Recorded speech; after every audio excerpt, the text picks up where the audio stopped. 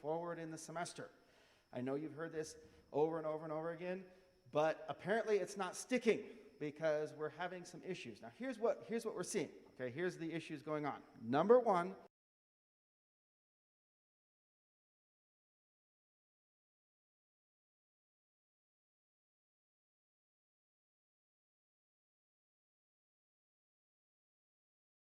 we are seeing individuals, students, and others taking less and less, fewer and fewer precautions in regards to mitigation as we are going through the semester.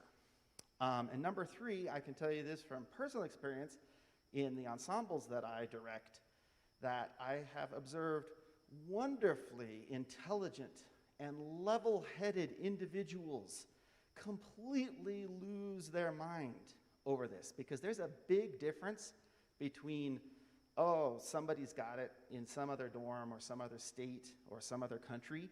There's a big difference between that and, oh my gosh, the person I just hung out with last week is now sick and being tested. And think about this for a moment. Think about how your life would be disrupted if you couldn't attend classes for 2 weeks. If you couldn't see another person face-to-face for 2 weeks, if you had to change your dorm room because you're in quarantine for 2 weeks, think about how that would change your life. And it's not just whether you're positive or negative, it's this whole what if, what if. This is the time of the semester when you're already stressed. We're already struggling, trying to keep up with stuff. You know, some of you that do suffer from, anxiety and depression and, other medical conditions like asthma, all of these things get worse with stress. And if you're stressing out because somebody you just talked to has COVID, then that just makes your situation worse. So it's not just whether you get sick and have to go to the hospital, it's all of the things that surround that. And we're seeing it every single day here on campus. So here's your set of priorities. And I want to kind of walk this back a little bit to the late summer. So I've been following a study that's been going on with aerosols and COVID that's taking place at Colorado State, UC Boulder and the University of Maryland. And they're primarily looking at aerosol transmission of COVID, specifically with wind brass instruments, voice, and other things. So just to kind of lay some groundwork for this study, we have to go back to the spring, and we have to think about what the concerns were back in April, May. At that point, everybody was concerned with surface touching. You touch something, you touch your eye. If somebody else had just touched that doorknob after touching their nose or something, that you've infected yourself by doing that. That's the whole hand washing thing, which, again, I've been in the restroom and I don't see people washing your hands for 15 seconds, okay? I'm in there singing Jingle Bells. Sing Jingle Bells with me, okay? I make my kids sing Jingle Bells. You've got to get soap on your hands for 15 seconds to make sure that stuff's dead, okay? Surface contact, avoid that. Keeping your hands clean whenever you can. Yes, I know your knuckles are gonna bleed. Mine bleed really bad. It's a small price to pay. It really, really is, okay? Now the good news is surface contact doesn't seem to be as big a concern with COVID as we initially thought. And so we moved into midsummer and we're talking more and more about droplets. Droplets are the things that come out of your mouth and come out of your nose when you breathe and especially when you speak. So droplets are the thing that most of the big institutions and the federal government are primarily concerned with most of the summer and early fall. And this is the whole 6-foot social distance thing. What we know is when you speak, little particles of spit and gunk come out of your mouth, come out of your nose, and they fall anywhere between 2 or 3 feet just with normal conversation. If you bellow, it goes farther. So the rule of thumb was always 6 feet, mind the gap. They have this alligator game that my kids play in school. I don't know exactly what it is, but it involves staying away from other people, 6 feet back. It provides a margin of safety. This is also where the masks come in, right? Masks are pretty good at blocking droplets. both in and out. Yes, most of the droplets are being blocked from you to prevent other people from getting showered when you talk, but the masks do protect you a little bit as well from droplets. Now, I mentioned that that's been kind of the big talking point, and sort of most of our studies and most of our policies are surrounding droplets. What's happening more and more now is a look at these aerosol particles. These are particles that do not fall to the ground, but they float around.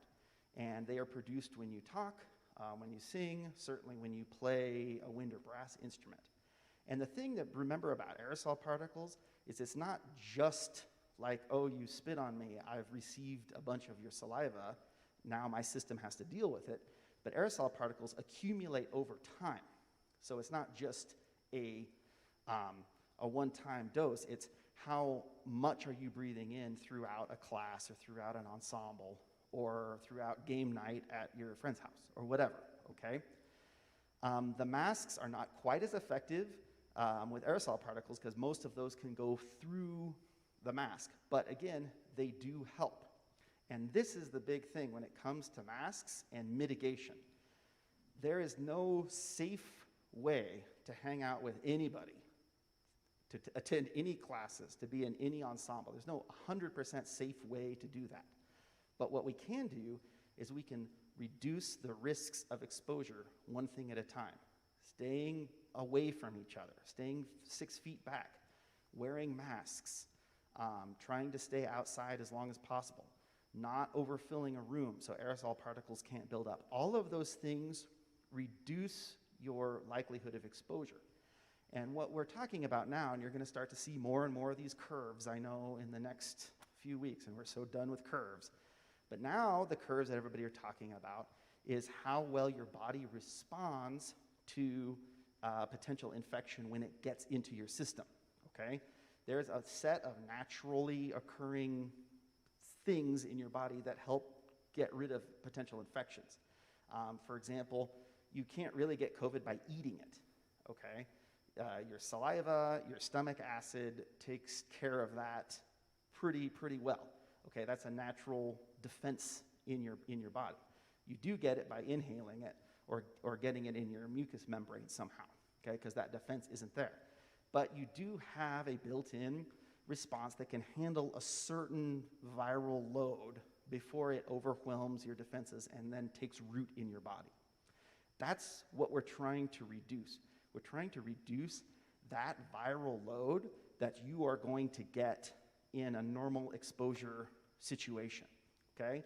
And yeah, maybe it's only reducing by a couple of percent, but gosh, wouldn't that be nice if that couple of percent made the difference? How many people have gotten a pass by just a couple of percent, huh? Yes, okay? It can help. It absolutely can help. And I know there's a lot of discussion and ideas about mask wearing, whether it helps, whether it doesn't help.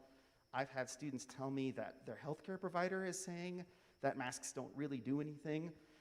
That's a really discouraging thing to hear because they do. They do something, okay? Maybe they don't help a lot with aerosols. Maybe they don't even help that much at all with aerosols. But a little bit, shoot, I'll take that little bit if it means that I can be safe or if it means that I have peace of mind because I know that when I hung out with, Jason Bolte or whatever, that I was wearing a mask, and if he's sick, I know that that level of protection was helping me out, okay? The other thing to keep in mind is there's a different discussion in what happens in rural Montana or in the suburbs than what happens here on campus, right? In my house, I've got a set of stairs. 4 people, well, 4.5 counting my cat. 4 people use those stairs, okay? And they're all within the family. I'm probably not going to get COVID by touching the banister in that stairwell, all right? But on campus, you think about the stairs and the elevators and the dorms, it's not just 4 people, it's 40, 400 people are using that. You are living in a much denser populated area than a lot of the folks out in Montana and a lot of the people that are making the argument that masks don't help that much, okay? Density of population also is a risk factor and something that we want to mitigate against. So the moral of the story is wear your masks, wash your masks. Wash your masks. Ideally, you would not wear a mask more than one day without washing it, okay? That's why I have paper masks, because I'm not good at washing masks, all right? So that also has to happen. The other thing is how well the mask fits on you is important. If you see somebody with a really loose-fitting mask that keeps like dropping down and stuff, that's a lot less effective than something that's snug all the way around and really forces your breath to go in and out through the mask and not around all of the corners, okay? Something to think about. You can't wear a mask, the same mask, for more than a couple of weeks before the elastic starts to stretch out and the fit isn't working that well anymore. Again, one of the reasons why I use the paper masks, because I ensure they fit all of the time. I think there was one other thing I was going to say, and I just completely spaced it. Give me a second. Yes. Say what? Oh, the bell covers, right. I'll get to that in a second. I'm still on masks. We need leaders. We need leaders of your age, okay? I am old, okay? All your professors are old, all right? We are like, we don't care if people think we're ugly or dumb or whatever, okay? We're teachers, all right? We're used to that, okay?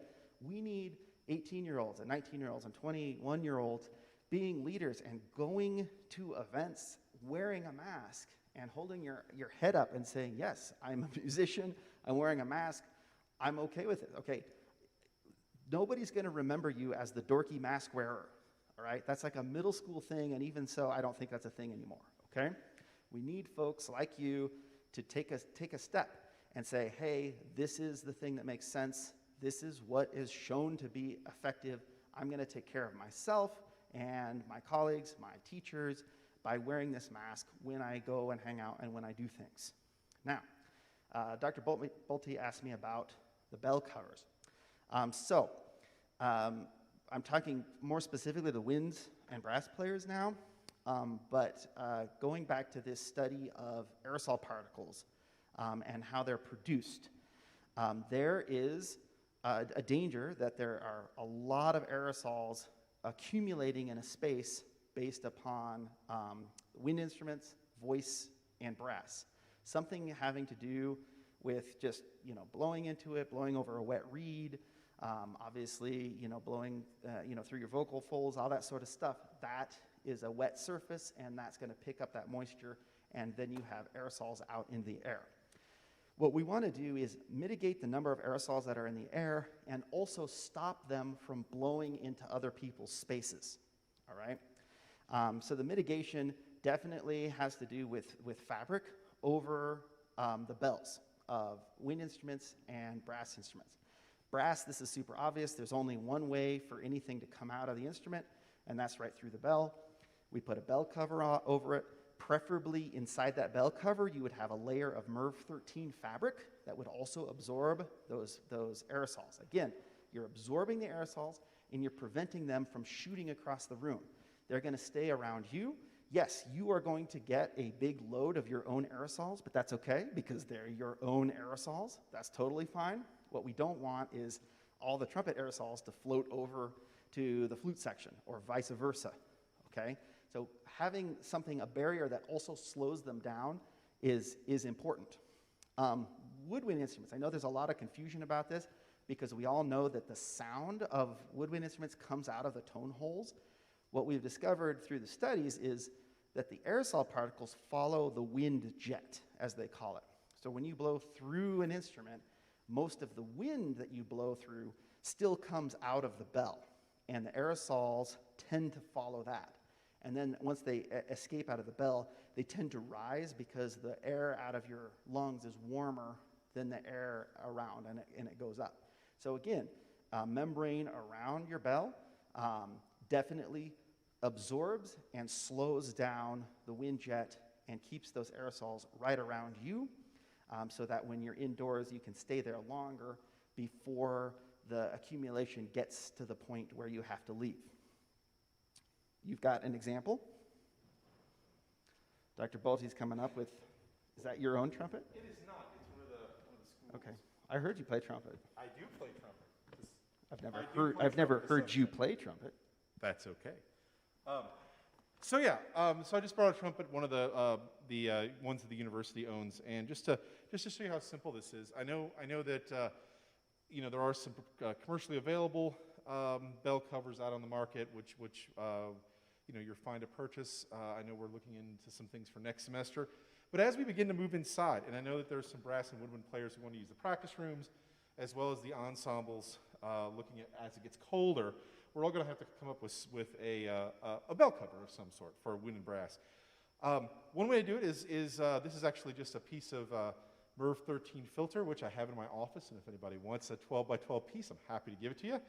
But I'm just going to use a rubber band for this guy, and just put it on there. And you might want to do it twice. But as long as there is a MERV 13 filter is great. If it's 2 to 3 layers of fabric that you can just buy from Walmart or Target or a fabric store, Joann's, with a rubber band or some sort of tie on there, that is the minimal requested or suggested by the studies and what everyone is talking about right now. So it doesn't have to be a commercially available. It could be there could be a T-shirt that's double folded, and we'll be talking about more of that in ensembles probably, and then also. Talk to your, if you're taking lessons right now, talk to your instructor about how to create this. I know the Oboe Studio has done this already, and I think some of your studios have talked about it. So please go ahead and talk to your studio instructor, as well as we'll be talking about this more in ensembles as it gets colder outside. Thanks. Do you have anything? No, I think we probably better do something more interesting right now. So I'll let Dr. Stewart take over and enjoy the show. Thank you. Two just very quick things for you before we actually get into music. First of all, keep your eyes open for an email coming out soon about some things that will be changing for some protocols, probably starting next week, specifically with the practice rooms. We've evaluated some of the times, and so watch for that. There will hopefully be some more time that you're able to get in and use some of the practice rooms for some of you. So we'll update you on that coming up. The other announcement is just a reminder about the Carlson Scholarship. We sent out an email, I believe, last week that gave details about that.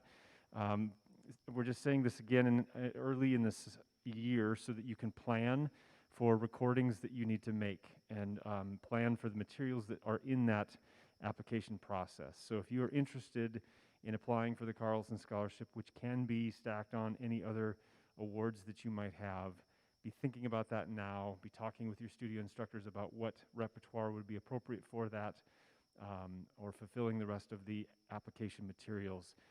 And if you have questions, you can see me at some point, but there was an email with quite a few of those details.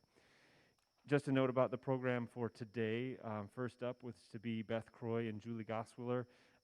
That is going to be streamed, and instead of streaming it right now, it will come up at the very end of this today. So when this stream is done, that will also be posted. You can watch that performance. And we are then now moving, first of all, to Dr. Sarah Stoneback. In her performance, we'll then hear from Dr. Jason Bolte and then finish up with David Charles this morning. So give a welcome to Dr. Stoneback.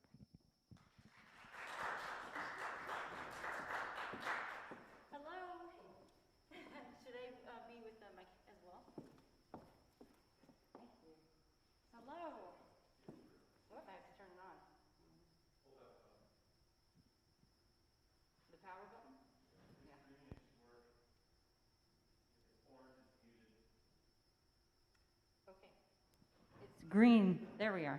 Okay. Hello. All right. So I am really excited to play this morning.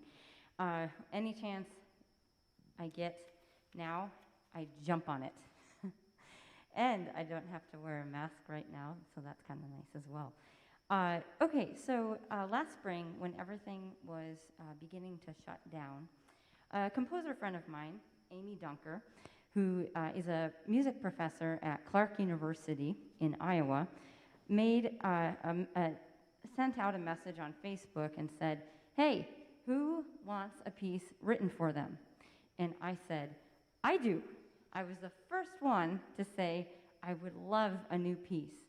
So a few days later, she wrote and sent a piece that was specifically written for me for unaccompanied trumpet. There's not a lot of unaccompanied trumpet repertoire, and it's a kind of a niche. So whenever I get a chance to do this type of music, I really do love it. This particular piece, and I'm also very curious, what inspires composers to write what they write? Why do they do it? What informs their process? And in this instance, you have several of those, the notes, I believe, Suzanne was able to provide, I hope. But if not, I'm going to give you a recap. So Amy Dunker was inspired by an event that happened on December 27th, 2017, when an Iranian woman, Vida Movahed, went into the middle of Revolution Street, or the Enghelab Street in Iran, and took her scarf off, and then attached it to a pole and started waving it around. And this action was very much against the expectations or what is allowed for women in Iran.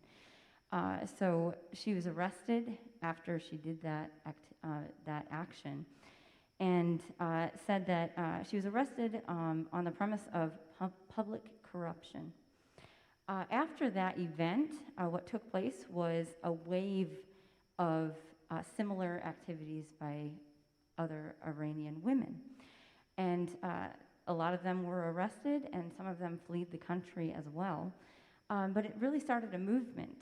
And so Amy took her inspiration from that act of somebody standing up on a box and making a stand and doing something that maybe wasn't expected.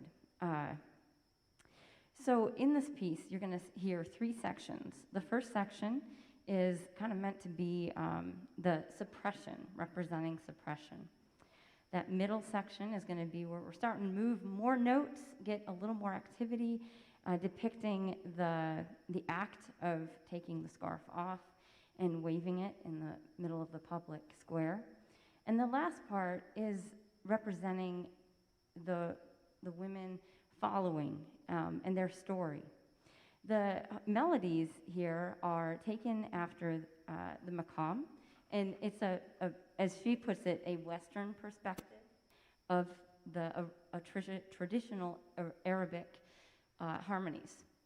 So I really enjoy working on this piece and performing this. This is one of the neatest parts of being a musician and a performer, is that we get to tell a story. And it's so important to know, like a couple weeks ago, knowing what libertango meant, freedom from a traditional tango. Knowing that this piece that I'm going to play today has a story behind it, informs how I play it, and maybe how you're going to receive it. So as you work towards your jury pieces, I want to encourage you to play more than what's on the page. What story can you tell through your melodies, through your approach, through your articulations? And see what you can do to make it speak louder than just a piece of paper. So I hope that you enjoy The Girls of Enghelab Street by Amy Dunker.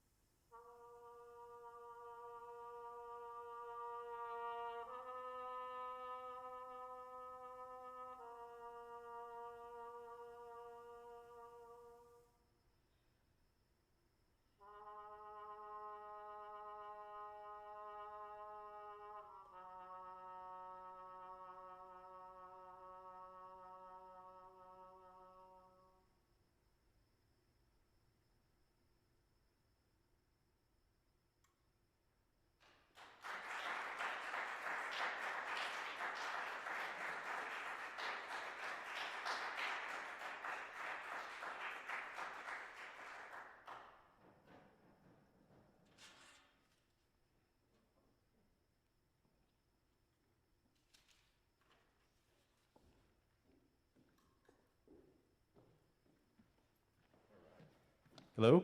There we go. Hello.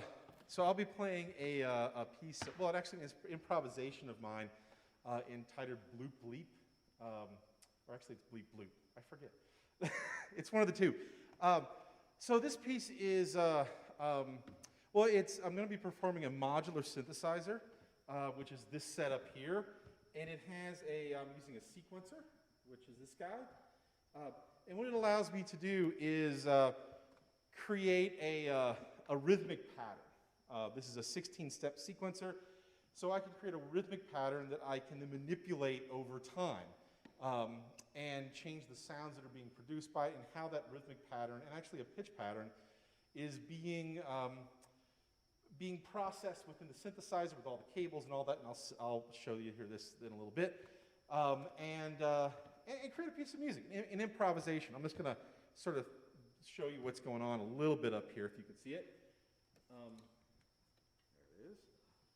So it's a bunch of cables going into a bunch of different units, modules that do a variety of different things, everything from oscillators that create tones to voltage-controlled amplifiers that allow me to control the amplitude of the tone or maybe an articulation, to a bunch of triggers that allow me to trigger a whole bunch of different things, and filters. So this improvisation is based around this idea that I've got this 16-step sequencer, and I am going to manipulate it over a set period of time. With improvisation, you know, it's in a classical environment. You know, jazz and classical music kind of have, when it comes to improvisation, sort of have a similar type of idea, but they're different backgrounds in a lot of ways. So I'm not necessarily concerned with this piece with maybe like scales or that type of thing. I'm interested in taking what is the sort of basis of the idea. So you can think about maybe a melody or something like that, and then processing and improvising over top of that idea. So I guess we'll go ahead and get started with this. It's about a 5-minute improvisation. We'll see how long it goes. One thing about improvisation, especially if you're improvising by yourself or even with a group, but especially by yourself, it's a really good idea to have a stopwatch. I know it seems kind of weird, but you can get really lost sometimes in what you're doing as a performer and as an improviser. And in order to think about structure and form that you're trying to accomplish, it's really important to do this. I've seen classical improvers and people working on technology, you know, just keep going. When there was a lot of obvious places where it could have just felt really complete. And for me, having a stopwatch is a really nice way to structure something. I know how many minutes I want to do this. I know how I want to do that, and it's almost like I'm creating a structure without notation, and something I can follow. So yeah. All right. Well, we'll just go ahead and get started. So this is a Bleep Bloop.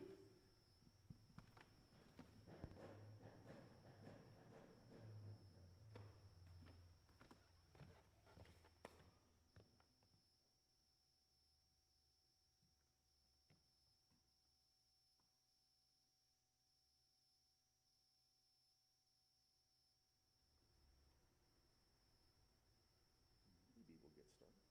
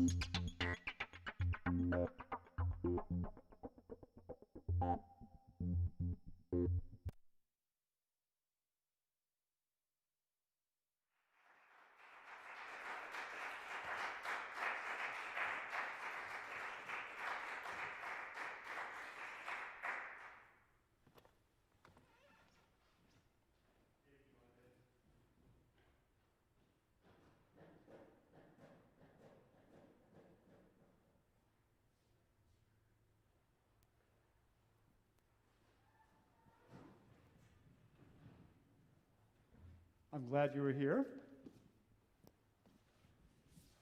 Let's get set up for 1 second.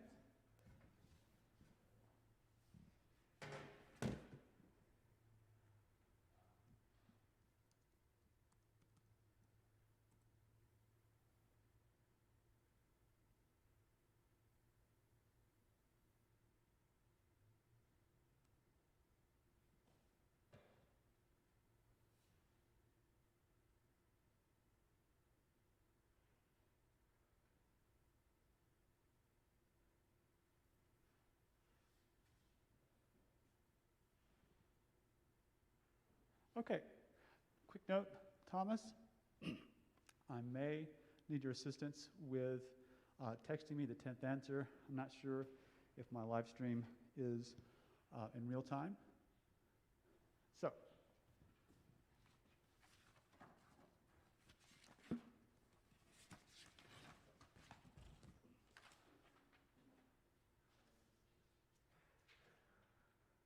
So again, I'm glad you are here. For those of you who don't know me, I'm David Charles. I teach world music and history of jazz, music since 1900, and other courses. I also perform with different groups around Bozeman, in and around Bozeman. And one reason I mention that is because what I do out and about in town relies on improvisation.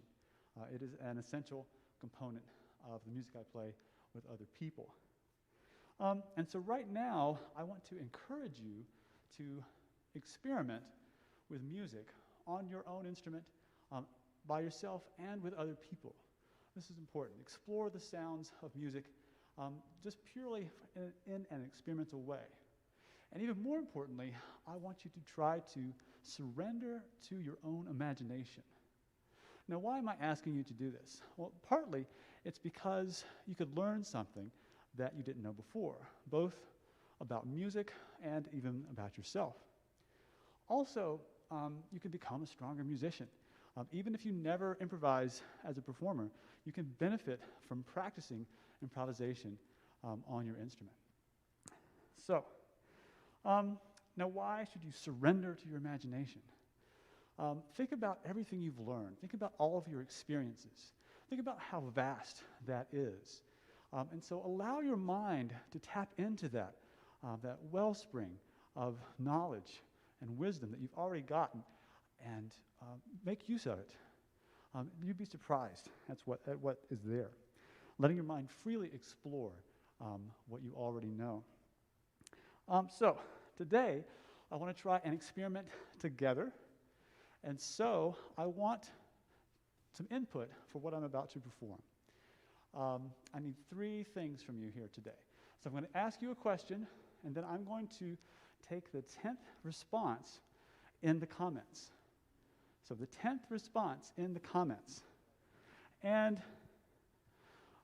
again, Thomas, you're going to have to text me the answer because I'm not streaming exactly in real time. Okay. Gotta love modern technology. So, first question, do you want this piece to be bright or dark? Bright or dark? So, one of 2 answers, 10th response. Let's see what we have here. And this is only for students. This is only for music majors. This is for you. And so the answer to the question, bright or dark, I hope is coming soon in the comments.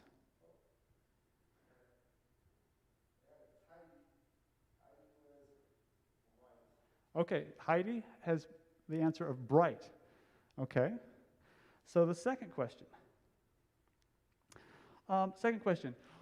What note do you want to be the tonic of this piece? You've got 12 choices. So, the tonic note of this piece. Looking for the 10th response from students.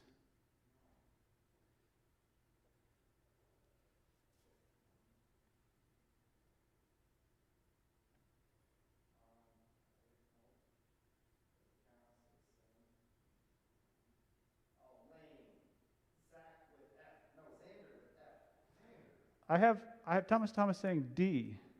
I wasn't counting the people who gave bad answers. Oh. I like Dean better to see that. Okay, I'm going to go with my official confidant, Thomas, who says the 10th answer from Faith is D. So far, we have a bright piece in D. All right, with D as the time. Next. The next question is a bit more complicated, so please listen carefully. I need a phrase of 3 words. This is for a rhythmic idea. I need a phrase of 3 words, and there's some rules, so wait. So no proper nouns, so no names of places or people, no proper nouns, and nothing political, and no obscenities. Those last 2 might be related. So, a phrase of 3 words from the 10th comment. Let's see what we have.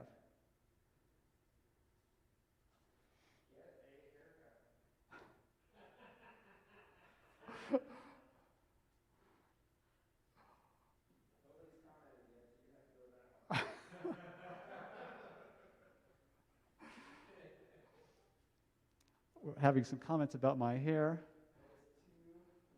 For the record, my hair is in transition. This is not the finished product.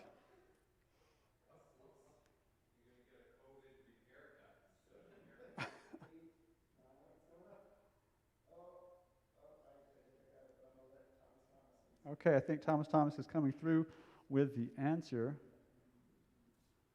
from Zach.